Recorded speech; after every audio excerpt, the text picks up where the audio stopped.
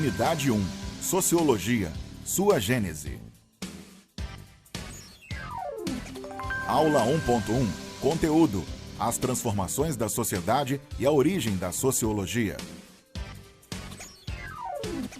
Habilidade: identificar nas transformações econômicas, políticas e culturais ocorridas no século XVIII como fatores fundadores da sociologia como ciência. Muito bem, boa noite a todos, alunos, professores e professoras. Vamos então dar início ao nosso componente de sociologia, aqui no primeiro ano, né, professor Dário? Exatamente. Vamos fazer isso lendo o nosso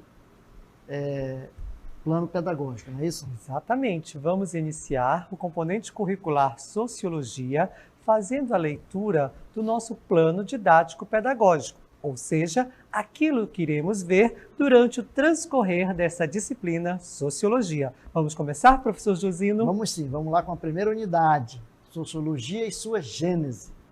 As transformações da sociedade e a origem da sociologia, o primeiro tema. Depois, Sociologia, uma ciência da modernidade, e a sociologia e a desigualdade social. A competência a ser desenvolvida e adquirida nesta unidade 1 é reconhecer a importância das revoluções políticas, econômicas e socioculturais dos séculos XVIII e XIX para o surgimento da sociologia como ciência da sociedade. Na unidade 2, os clássicos da sociologia, vamos ver então aí Comte a Durkheim, Max Weber e Karl Marx. A competência que nós iremos adquirir será conhecer os teóricos clássicos da sociologia e suas principais ideias sobre a sociedade. A unidade 3 fala da sociologia e as instituições sociais, os tipos de família, o Estado, a escola e a socialização. E a competência dessa unidade é compreender família, Estado e escola como instituições sociais e sua importância na construção de uma sociedade cidadã. Na unidade 4, trabalho, um fazer humano. O trabalho na história, o trabalho nas sociedades indígenas e o trabalho na sociedade capitalista. E a competência será reconhecer a história do trabalho nas diversas sociedades, observando que nem sempre o trabalho foi visto da mesma maneira que é visto na modernidade. Vamos iniciar o nosso componente e bons estudos a todos. Vamos então começar com o nosso desafio do dia. Então nós temos aí o nosso desafio, nós temos uma tirinha que vocês vão ler com atenção, né, bastante atenção, a tirinha. E a questão proposta é a seguinte: considerando as imagens dos quadros 2 e 3, que resposta você daria para a pergunta levantada no quadro 1? Então, fica aí para vocês irem pensando, para depois a gente retomar isso aí no final da aula. Vamos lá, então?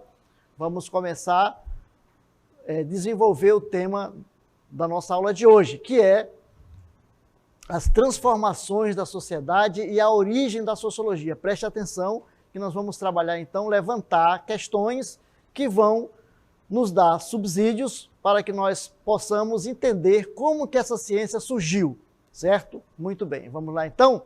Vejam lá.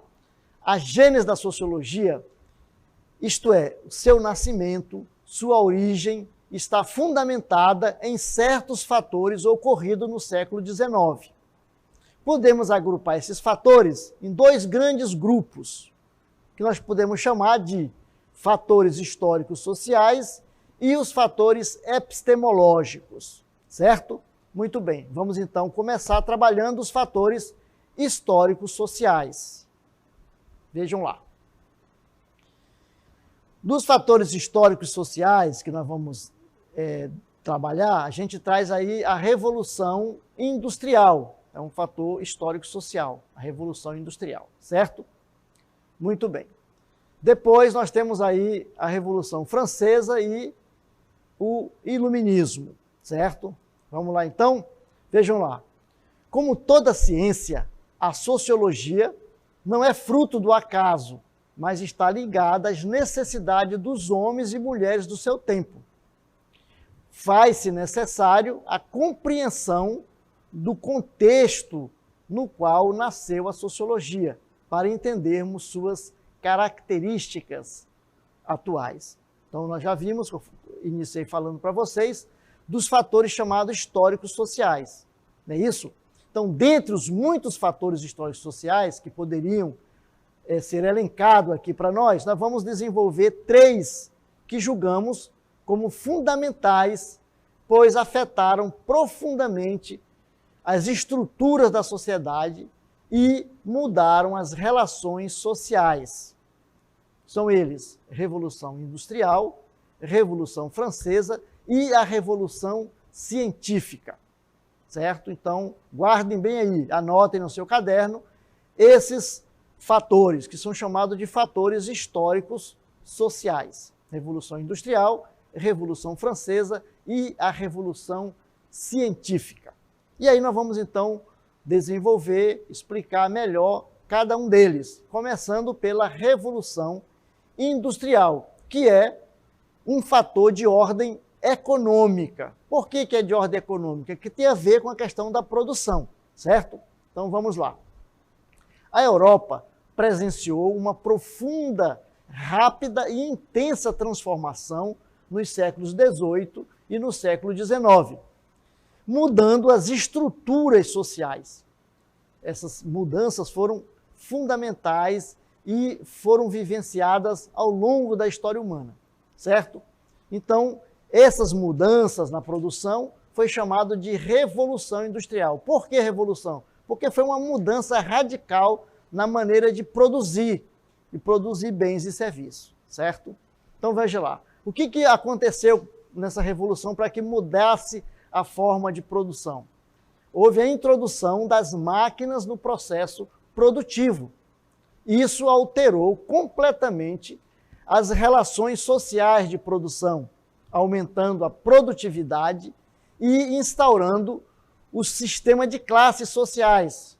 Aí nós vamos ter a sociedade dividida em 2 grandes grupos, a burguesia e o proletariado, certo?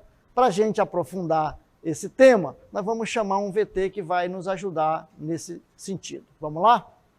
A Inglaterra não era absolutamente o paraíso terrestre, mas a vida seguia o seu curso tranquilo, geração após geração. E nos anos seguintes, a nação se transformou e o estilo de vida do povo inglês sofreu uma transformação radical.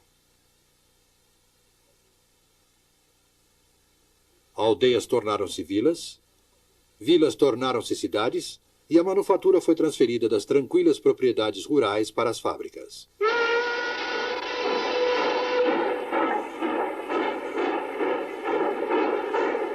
Essa transformação é chamada de Revolução Industrial. Podemos dizer, sem correr o risco de simplificar demais, que 3 tipos de máquinas destruíram o velho mundo e construíram o novo. A primeira foi a máquina de fiação. A segunda, o tear mecânico. E a terceira, o motor a vapor. Então, esses 3 elementos aí, que foram introduzidos na produção, no sistema produtivo, trouxe uma revolução, realmente uma revolução no modo de produzir. Vocês viram aí como é que, pelo vídeo, como é que era feita a produção, né? Era tudo ali na zona rural, tudo caseiro, né? Tudo muito doméstico. E aí nós vamos passar por uma transformação que vai ser, então, esse processo aí da industrialização. Porém, isso teve consequências. Então, nós vamos ver aqui algumas consequências da Revolução Industrial. Muito bem? Vamos lá. Primeiro, diminuição do trabalho artesanal, aquele trabalho que era feito em casa, né? Trabalho doméstico. E o aumento da produção de mercadorias manufaturadas, né? Feito em máquinas. Olha aí que nós estamos vendo aqui na figura que está atrás de nós aqui, ó. As máquinas é que vão produzir. Segundo, criação de grandes empresas com a utilização em massa de trabalhadores assalariados. Isso não existia antes, né? Antes da Revolução Industrial, antes dessa mudança no processo produtivo. Depois, nós vamos ter aí aumento da produção de mercadorias em menor tempo. Né? Um produto que se levava uma semana, um mês para ser produzido, como era feito por muitas pessoas no mesmo tempo, aquilo ali levava um dia, né? Às vezes horas para ser produzido. Certo? Maior concentração de renda nas mãos dos donos das indústrias. Então, os donos das indústrias eles vão passar, né, a agregar pessoas nesse espaço, eles vão pagar salários para as pessoas que vão produzir e, então, vai aumentar a riqueza, vai aumentar o capital, né, dos capitalistas. Né? Então, aqueles que têm o poder, que têm aí o capital e a matéria-prima para se produzir, certo? Continuando aí com essas reflexões sobre as consequências, nós vamos ver que houve o quê? Avanços no sistema de transportes, principalmente o transporte ferroviário. O que é o transporte ferroviário, professor? O transporte feito em trens, né? E também o transporte marítimo. É graças a quê? Graças ao motor a vapor, né? O uso da máquina a vapor, que vai impulsionar os navios e os trens. Então, vejam lá que o mundo vai mudar. Né? Com isso, muda tudo, toda a questão comercial vai mudar. E ainda, nas consequências, nós vamos ter desenvolvimento de novas máquinas e tecnologias voltadas para a produção de bens de consumo. Então, nós vamos aí aumentar a produção. Isso também vai gerar o quê? O barateamento, né, dos produtos, é claro. Se você vai produzir em massa, os produtos vão também baratear, não é isso? Então, no bojo dessas mudanças todas aí, econômicas, vieram também problemas. Isso aí foram coisas boas que nós vimos, né? Aumento da produção, etc. Porém, também tivemos questões sociais, problemas sociais. Como, por exemplo, o aumento do êxodo rural. O que é o êxodo rural? É a migração de pessoas que viviam no campo e agora passam a viver na cidade. Isso vai acontecer o quê? As cidades vão inchar, né? De repente elas vão crescer demais. Então, traz problemas. Não é isso? Então, motivado pela industrialização. As pessoas procuram trabalho. Então, elas vão para a cidade para buscar emprego, é isso? E nessa sequência vão vir outros problemas, né? Quais são? Vamos lá então ver. Aumento da poluição, né? Com muitas máquinas aí produzindo com carvão mineral, vai gerar aí a poluição do ar, poluição das águas, muitos rios ficaram poluídos, não é isso? Com queima de carvão mineral.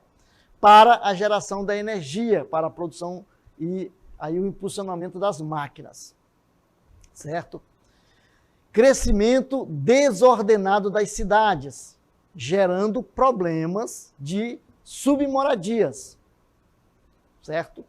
Então vejam que são problemas, são consequências da industrialização, mas agora no campo da problemática, dos problemas. Antes eram consequências que nós vimos que eram boas, né? Agora são consequências ruins, não é isso? Aumento das doenças, muita gente morando ali amontoado, sem saneamento básico, então tudo isso aí, né, vai gerar o quê? Doenças, muitos animais, ratos, baratas, né? Isso aí vai trazer doenças. Então, o aumento das doenças e acidente de trabalho, em função das péssimas condições de trabalho nas fábricas. As pessoas trabalhavam aí até 14, 15, 16 horas, né? E aí elas cansavam, muitas vezes dormiam em cima das máquinas e aí perdiam um braço, perdiam uma mão. E naquele tempo não tinha leis trabalhistas. Então, quando você era acidentado na empresa, simplesmente o dono da empresa te mandava embora. E você ia passar a fazer o quê? A esmolar na rua para poder sobreviver e alimentar a sua família. Então, aumentou também um número muito grande de mendigos na rua. Então, o uso de grande quantidade de mão de obra infantil também é outra questão, né? Nas fábricas, eles usavam a mão de obra infantil e a mão de obra feminina. Por quê? Pagava menos, né? O salário era menor. Surgimento de sindicatos de trabalhadores com objetivos de defender os interesses da classe trabalhadora. Então, um fator importante que é a organização da classe trabalhadora. Então, vejam lá como que a Revolução Industrial ela trouxe grandes mudanças na sociedade, que até então não existiam. É isso? Muito bem. Então, todo esse processo aí da Revolução Industrial que nós vimos. Vamos ver agora um outro fator, que é o fator da Revolução Francesa, que é um fator de ordem política. Aquele lá é um fator de ordem econômica, a Revolução Industrial. Fator de ordem política. Bem antes da Revolução Industrial, a Europa já havia passado por um outro movimento que abalou a estrutura política da França e, consequentemente, de todo o continente europeu e depois se espalhou pelo mundo, né? Que foi a chamada, que ficou conhecida como Revolução Francesa de 1789, né? Que se deu em 14 de julho de 1789 com a queda da Bastilha. Quando o povo foi para a rua, né? Já não aguentava mais o sofrimento aí imposto pelo monarca e pelo rei, e eles então tomam a Bastilha. Então acontece isso aí. Vamos lá então? Continuar e ver essa questão da Revolução Francesa.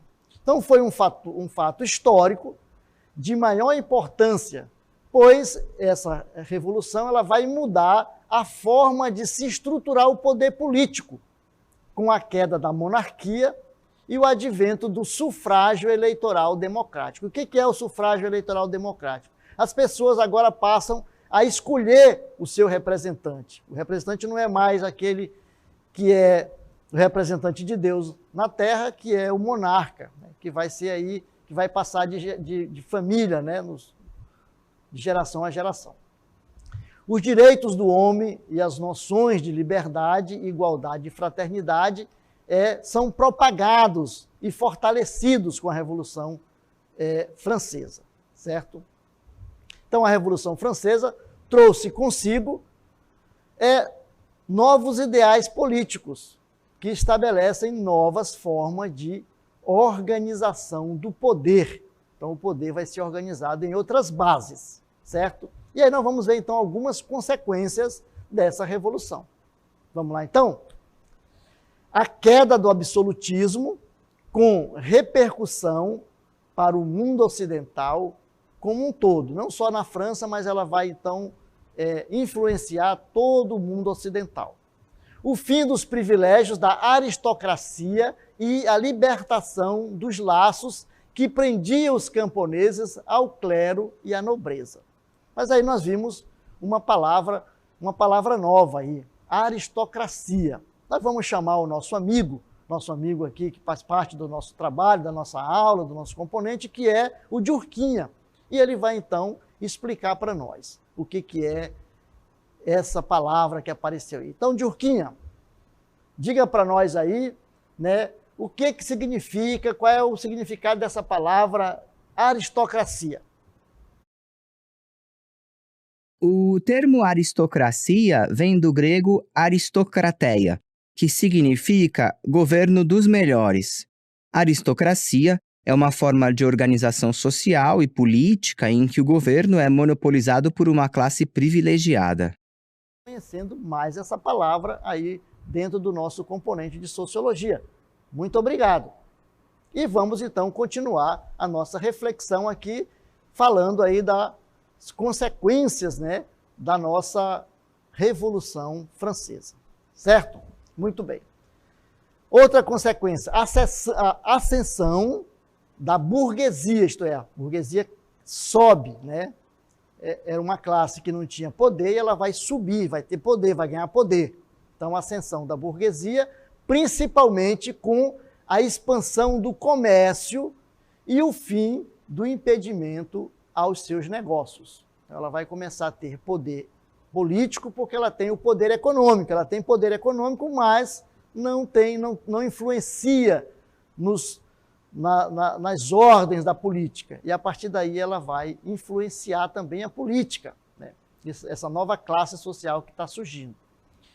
E mais uma consequência, houve a separação dos poderes em legislativo, executivo e judiciário. Então, e a criação de uma Constituição.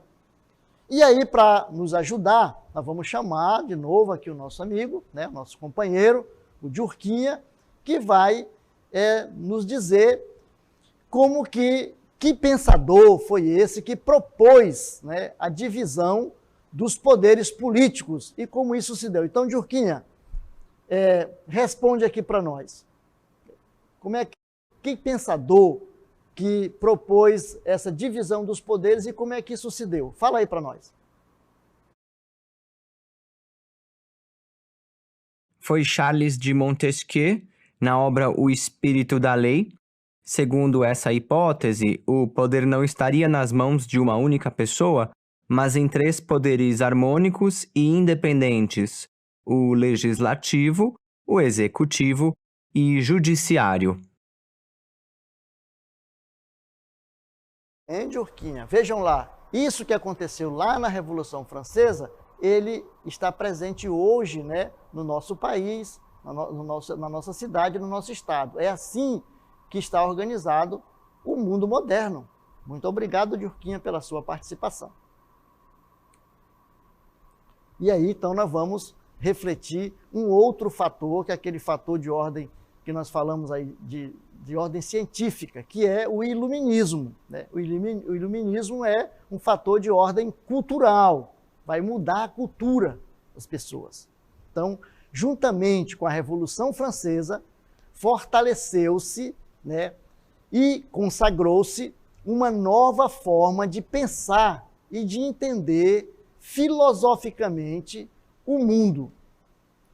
Como é que se chamou essa nova forma de pensar e entender o mundo? Iluminismo. Né?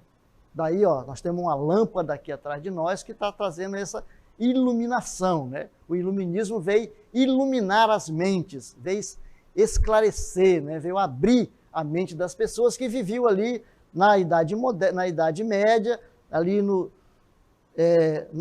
segundo alguns pensadores, diz na Idade das Trevas. Então, era preciso clarear, era preciso iluminar, certo? Então, o iluminismo foi um movimento intelectual cujo objetivo era entender e organizar o mundo a partir da razão, a partir das ideias, não é isso? Então, era preciso mudar a forma de pensar a política, de pensar a produção, de pensar o comércio, de pensar a ciência, né? Então, tudo isso vai acontecer com esse novo fator aí, que é o chamado de revolução cultural. E a transformação cultural, né, proposta pelo iluminismo já vinha desde o Renascimento, o Renascimento no século XV. Porém, aqui ele vai se fortalecer, certo? Muito bem. Vamos, então, dar continuidade aí ao nosso pensamento aí sobre a questão do iluminismo. Apesar de o Renascimento focar principalmente, né, nas artes, ele objetivava colocar o homem no centro das discussões. Isso ficou conhecido como antropocentrismo. A palavra antropocentrismo vem de antropos, que é homem, né, e centro. Então, colocar o homem no centro das questões. No lugar de Deus, que é o teocentrismo, que na Idade Média era Deus que comandava a vida. A igreja comandava a vida das pessoas. E agora, a partir da Revolução Francesa, a partir do iluminismo, vai mudar. É isso? Então, o iluminismo acrescenta ao Renascimento a questão da razão, a questão do pensamento, a questão das ideias, né? A razão humana que levaria o ser humano à sua maturidade plena, certo? E aí nós vamos ver um VT, né, que vai trazer aí uma visão sintética, né, de todo esse processo. Vamos lá? Vejam aí, ó. Nós temos os aspectos na Idade Média, Idade Moderna e Idade Contemporânea, não é isso? A cultura na Idade Média, aí, 473 depois de Cristo, é o teocentrismo, Deus como centro. Na Idade Moderna, o Renascimento e a Reforma Iluminista, que é o antropocentrismo. Não é isso que vai acontecer aí na Idade Contemporânea. Na questão política, regimes monárquicos, né? E na Idade Moderna, com a Revolução Francesa, vai sair o quê? Regimes democráticos, onde as pessoas escolhem pelo voto os seus representantes. E na questão econômica, a economia agrária vai dar lugar a uma revolução industrial. E aí nós vamos ter o quê? A economia industrial, certo? Então a gente tem aí uma síntese de tudo o que aconteceu aí nesse período aí desses três momentos da nossa história, certo? E aí nós vamos ver o último fator, que é o fator epistemológico, certo? Então, a gênese da sociologia não pode ser explicada apenas pelas transformações ocorridas na sociedade de então. Tais mudanças poderiam ter sido explicadas pela filosofia política, por exemplo, mas a filosofia política não dava conta, a história não dava conta. Era preciso surgir, então, uma outra ciência. Podemos afirmar, então, que a gênese da sociologia, ela vai está ligada também a uma mudança de consciência. Vai mudar a consciência, vai mudar a forma de pensar, de enxergar as coisas. Então, um novo jeito, um método novo de ver e analisar e interpretar o mundo, tanto o mundo físico como o mundo social está surgindo, certo? Então, falando de forma diferente, nós podemos dizer o seguinte, que o surgimento da sociologia, né, como ciência, ele está ligado a uma nova mentalidade no campo do saber e do conhecimento, que envolve dois processos. Quais são esses processos? O surgimento do método científico e o surgimento das chamadas ciências humanas, certo? Então veja aí, aqui atrás de nós temos aí, né, Galileu Galilei, né, mostra aí a igreja com a ciência, essa luta que vai acontecer entre a razão e a fé, certo? Então, o surgimento do método científico, a tentativa de explicar o mundo racionalmente, começou no século VI a.C., já na Grécia Antiga, pela filosofia. Porém, nós vamos agora caminhar para um novo processo, né?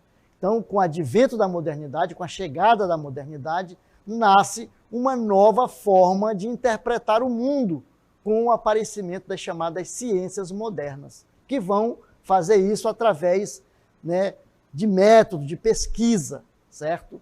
E aí nós vamos então chamar um VT que vai nos mostrar e vai ajudar a gente a entender melhor essa questão. O secretário da Royal Society diz a Newton, isso é extremamente interessante. Você tem mais alguma coisa? E Newton diz, sim, tenho uma coisa guardada há alguns anos. Não vale muito, mas acho que é a maior descoberta da ciência. E ele manda para a Royal Society seu famoso estudo de luz e cores. Esse estudo que Newton vinha mantendo em segredo era a descoberta que o levou a usar espelhos em vez de lentes em seu telescópio. Newton descobriu que quando você passa a luz através de uma lente, ela se divide em suas cores constitutivas. Se você passar essas cores por uma lente, elas não se dividem mais. A teoria de Newton era de que essa luz branca é feita dessas cores constitutivas. A descoberta de Newton revolucionou o modo de pensarmos sobre a luz e a forma de construirmos telescópios. Os velhos telescópios refratores tinham revelado os planetas e suas luas, mas os telescópios de Newton atraíram claramente a atenção pela primeira vez. Newton é finalmente reconhecido por sua obra incrível e começa a se abrir para o mundo. Muito bem, então vejo aí que está nascendo uma nova forma de você enxergar o mundo, de você ver e analisar as coisas, né? Então vamos lá. Então, quais são as bases da ciência moderna? A partir de tudo isso que nós vimos, nasceu aí a base da ciência moderna. Então, estudiosos como Francis Bacon, Galileu Galilei, Nicolau Copérnico, dentre outros, tentaram explicar o mundo de forma totalmente nova, isto é, a partir de uma metodologia própria. Desde então, um estudo sobre algo só poderia ser considerado ciência se fosse utilizado testes empíricos, isto é, experiências para comprovar a veracidade ou não de suas teorias. E ele então se dá a partir de 4 passos que tem que ser feito para que o método científico se realize. Vamos lá então ver esses 4 passos? 4 etapas do método científico. Observação. A ciência parte sempre da observação da realidade. Construção de hipóteses. A ciência objetiva saber o porquê das coisas. Experimentação. Momento em que o pesquisador submete suas hipóteses a testes que vão confirmar ou negar as ideias levantadas. Generalização. A partir da confirmação das hipóteses do estudo de um caso particular, pode-se explicar outros casos semelhantes. Muito bem, vejam aí. Então, a ciência, para que seja realmente ciência, ela tem que seguir esses 4 passos que o Durkheim nos apresentou. Não é isso? Então, observação, levantamento de hipóteses, experiência e generalização. Isso que você consegue nessa experiência, ela tem que, se você pegar esse mesmo método, né, esses mesmos passos, você vai então implantar em outro lugar, em outro tipo de assunto, e você vai chegar à mesma conclusão. Isso é ciência. Então a ciência precisa de experimentação, né, precisa de hipótese. E a sociologia, então, ela é uma ciência porque ela segue também esses passos. Vamos lá? Então o surgimento, né, do método das ciências humanas. Então, o método experimental e a observação empírica substituem a explicação racional da realidade social, como se dava por meio da filosofia política, por exemplo. A sociologia, como ciência, busca abarcar todos os fenômenos sociais, incluindo a ordem econômica, política e cultural, a partir do método experimental. Segundo Foucault, as ciências humanas representam uma nova fase na organização dos conhecimentos e dos saberes. Daqui a pouco a gente volta com o professor Dário. A sua aula continua no próximo vídeo.